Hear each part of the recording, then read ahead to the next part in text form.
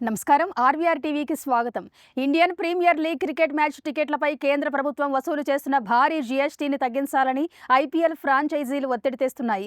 జూదాలు, గుర్రపు పందాలు మాదిరి ఐపీఎల్ టికెట్లపై భారీ స్థాయిలో జీఎస్టీ విధించడాన్ని క్రీడాభిమానులు జీర్ణించుకోలేకపోతున్నారు. పొగాకు ఉత్పత్తులు, ఆరోగ్యానికి హాని చేసే పదార్థాలపై విధించే 40% జీఎస్టీని ఐపీఎల్ టికెట్లపై ఎలా విధిస్తారని క్రీడాభిమానులు నిలదీస్తున్నారు.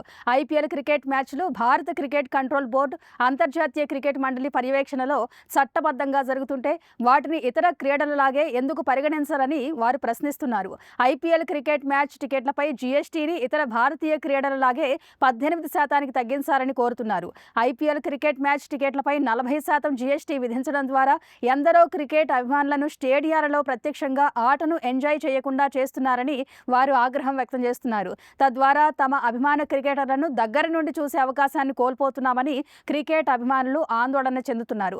అంతకుముందు 28%గా ఉన్న జీఎస్టీని గత ఏడాది సెప్టెంబర్లో జీఎస్టీ గవర్నింగ్ కౌన్సిల్ 40%కి పెంచింది.